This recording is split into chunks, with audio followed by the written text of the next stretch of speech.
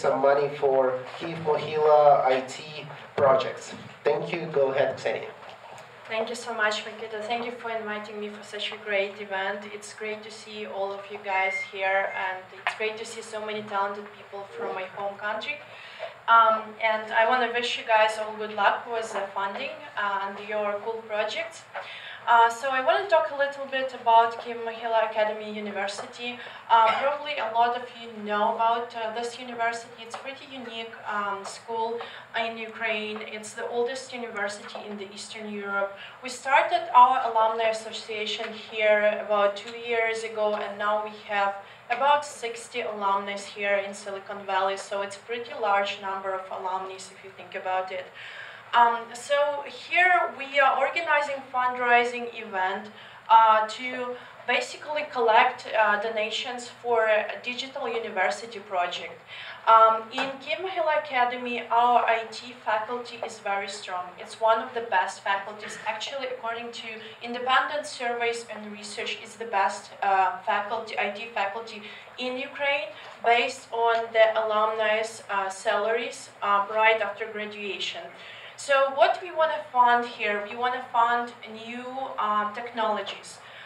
We basically want to help the university to have their own learning management systems, to be able for our students to register for classes and selectives online.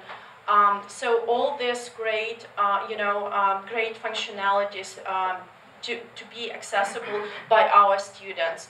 I'm sure that Mikita will let you guys know, or maybe you will receive invitation to this event. So if you are interested in becoming a donor for this event, please talk to me or Mikita after this event, and we will have a stand for our donors during the event. So you definitely will get some recognition for that. So that's pretty much it. Thank you so much for the time. Thank you. And I just want to mention one more time that Kyiv Mohila Academy is first university in Eastern Europe, 400 years old. It's Ukrainian Harvard, and I'm proud student of it, so that's why we are promoting it here.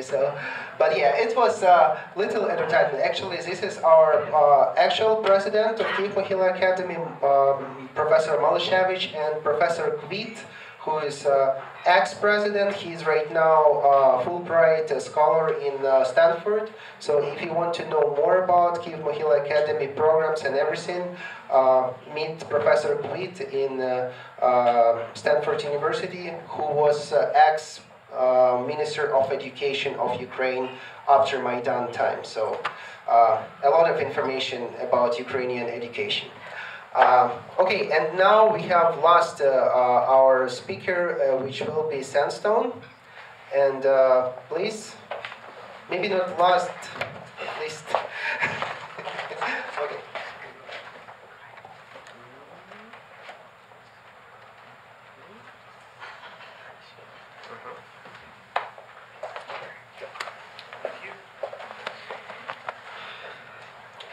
Hello, how are you? I'm Nazar from Sandstone, and we are the Hacks, SOSV, and Kickstarter-backed company that helps busy professionals to save time, be more focused, and more efficient by dictating their thoughts into a personal voice assistant called Sandstone. So I'm a lawyer by background. I've been taking notes and dictating thoughts most of my career. And I was obsessed that best ideas would come to you when you least expect them. Whether you drive, maybe you're working out in the gym, or traveling somewhere. So I needed a device, a little tiny button that would let you record something quick. That's how we came to build Sandstone. So the way it works is really simple. You press the button, you speak, and your note, your voice memo converts into text. It gets into the cloud, and we then use AI to structure it, to identify keywords and hashtags. And we also integrate with some popular productivity platforms, such as Evernote, Slack, Twitter, Calendar, of course, reminders, and more. So, how is our technology different from smartphones?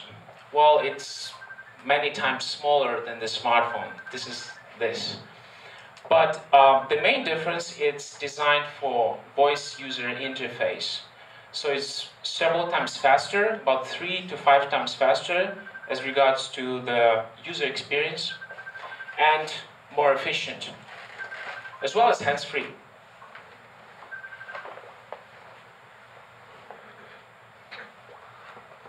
So I'll talk a little bit about the success as of today. We've been through Kickstarter and Indiegogo. We raised a total almost $400,000 and have 3,500 customers. We have some B2B pre-orders, mostly healthcare, but we are also looking into such industries as mystery shoppers, referees of sport matches, drone operators, facility managers, concierge, educators, and much more. We have 2 patents pending. It's a utility and design patent, all filed with the USPTO, covered globally. And we have manufactured our first batch of 200 units. We are testing them now. We are actually almost killing first 100 units. Testing, the job test, waterproof, etc. And another 100 we are sending out to our backers and most active partners who will test them out, return with the feedback. We'll be shipping the bigger batch, about 5,000 units in spring this year. So I'll skip that. I touched a little bit, but it's basically 2 groups of customers. Content creators is really a low-hanging fruit, but the high-performing professionals are the main one. So we're looking closely into B2B.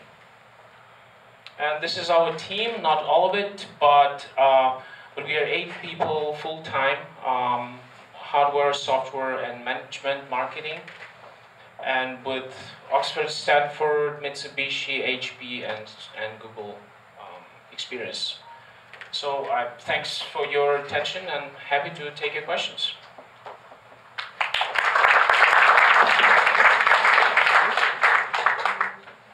Any questions?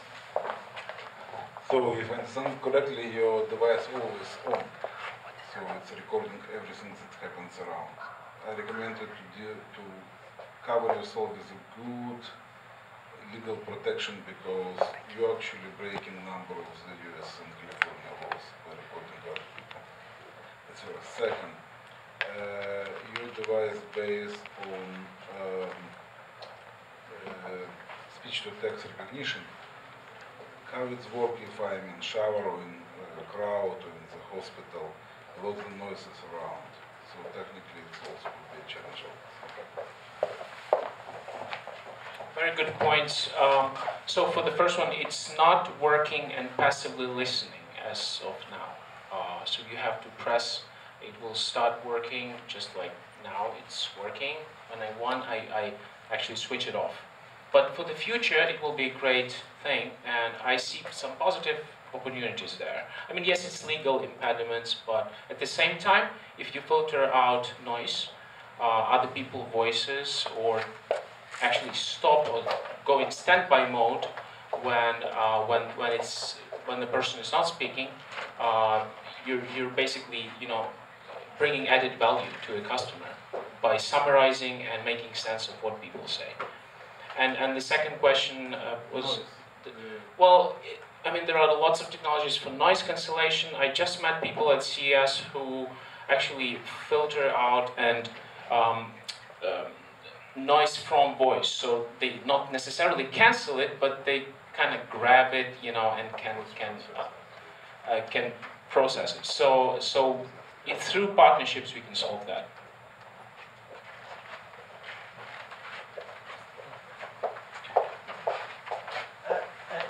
Partnership with what kind of partnership with what kind of company? With some sort of like a heavy hardware DSP company that can make advanced DSP algorithm for smart filtering of heavy noise? So, but what kind of company is that? so Because I know a number of DSP companies, something like Texas Instruments or something. So that particular company was a Dutch-based company that produced a software MVP for this kind of solution. Based on what hardware? I have no idea, Well, but I can see if if we can find it. this is a tough problem to solve. I know this because we have DSP extension processes. Okay. It looks like a fantastic solution. I'm advising a company that's doing hardware. It's a tough space to fundraise in. It looks like you've done very well in terms of Kickstarter and Indiegogo. What is your strategy in terms of fundraising? Are you looking for venture capital? Are you planning to do additional crowdfunding, or what's the plan there? So we've stopped crowdfunding, and I didn't mention we're raising 1.5 million total for 18 months. And we have committed about 1 million. And so yes, we need venture capital money mostly to scale, go to other markets, B2B, but also geographical markets. Japan is interested. Like we talked to SoftBank, they are happy to cover marketing expense, software development there, and of course Ukraine. So you've had good reception from VCs then in terms of interest? Yes, including VCs, mostly angel, private investors, so on. Great, thanks.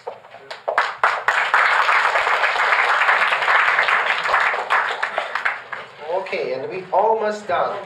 And unexpectedly, we got one more Ukrainian startup from London. And the name of startup is called Blocks. And just give me a few seconds and I upload their presentation.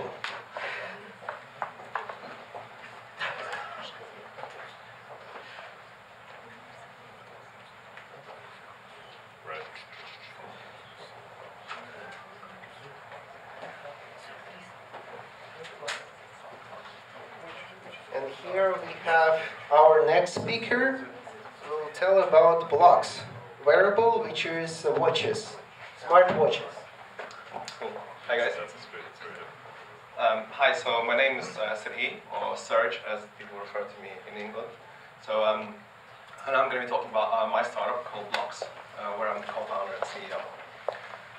And just a little bit of introduction about myself. So I was born in Lviv, and I lived there until I started university, and I did my university schooling in the UK, where I focused on machine learning for medical imaging. At the same time, I was very passionate about medical technology in terms of personalized healthcare, and this is how we started this company.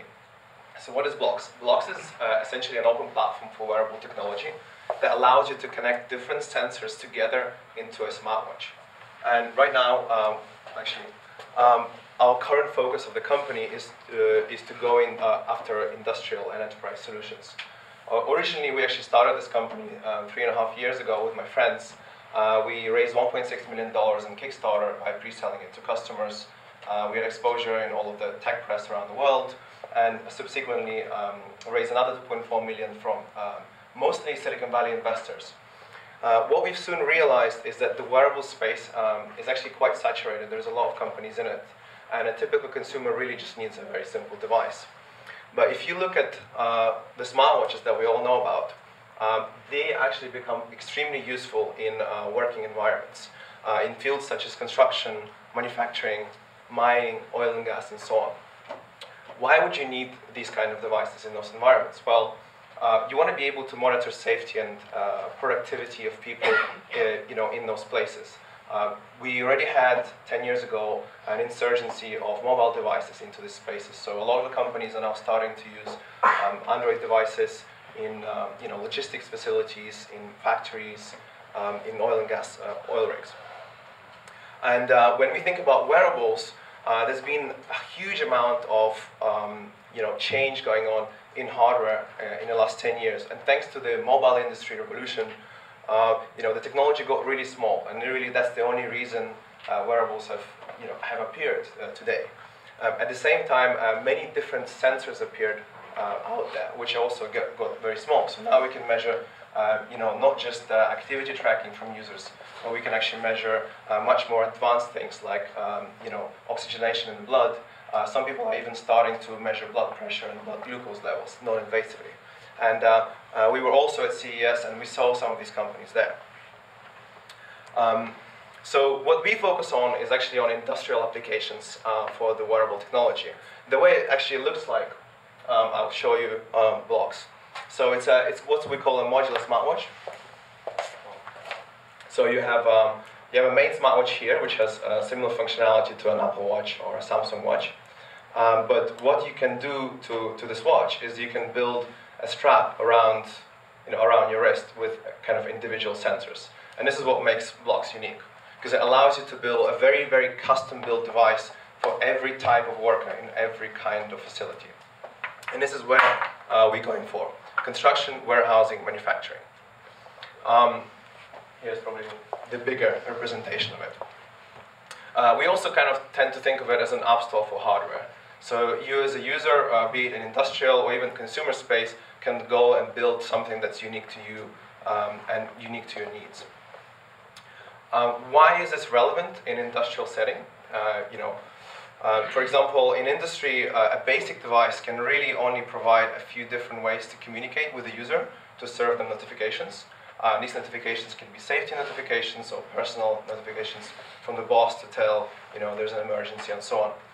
What we can add as a modular device, we can add a whole range of sensors and features that can be built around the wrist. To measure anything from biometrics to kind of different kinds of gases in the atmosphere. At the same time, by building our device in a modular fashion rather than all integrated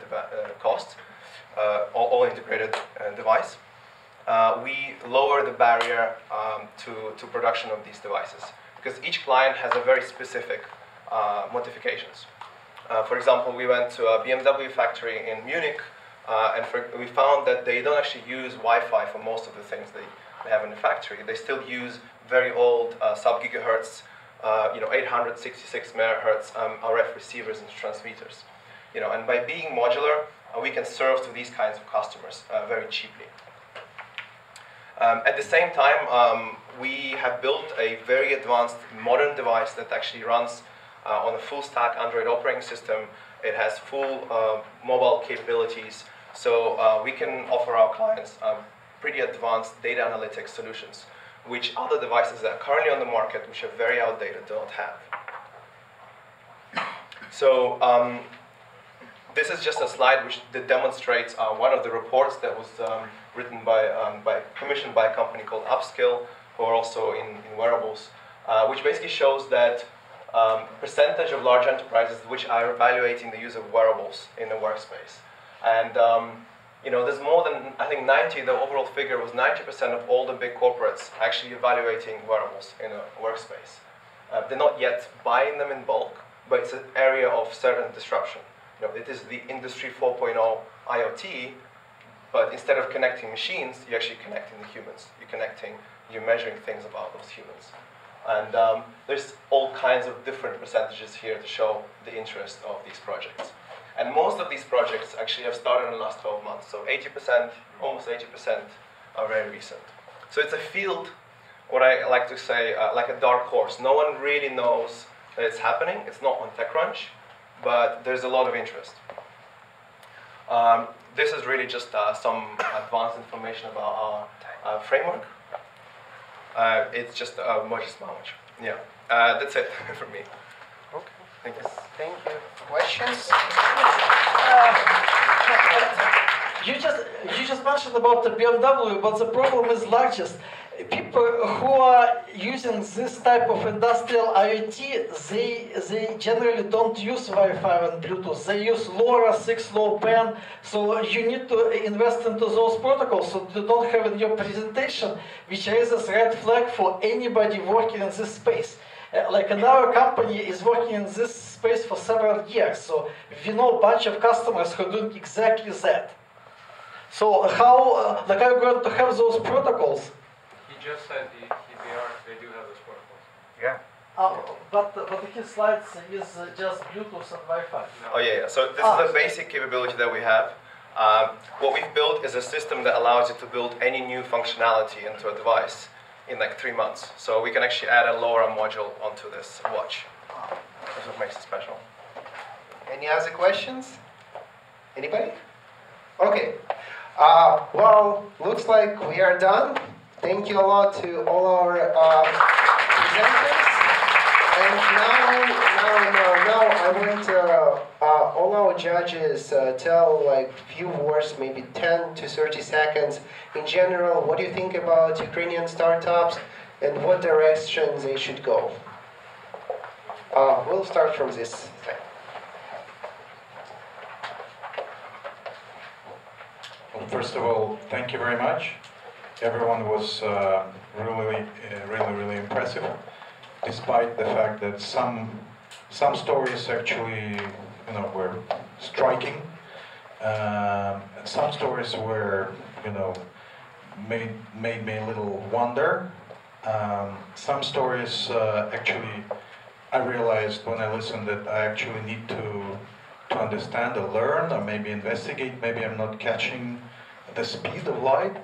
But overall, I'm very impressed with presentation skills, because what I've seen in many years to come is that Ukraine has historically had great minds, but very little skill in presentation.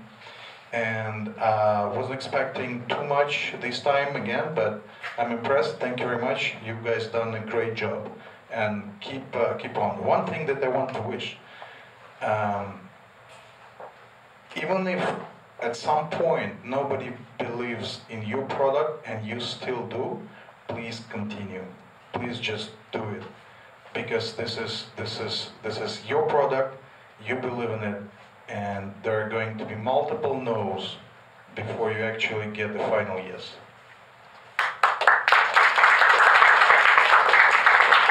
Yeah, just to echo Roman, really exciting to see all the companies that presented today. The hardware is super exciting, and I want to echo what we just heard in that if you look at every successful entrepreneur, whether in Silicon Valley or around the globe, you'll hear stories about the 50 times that they were rejected and told to go away, and the 51st time is when they broke through and were successful. So one thing I think I took away from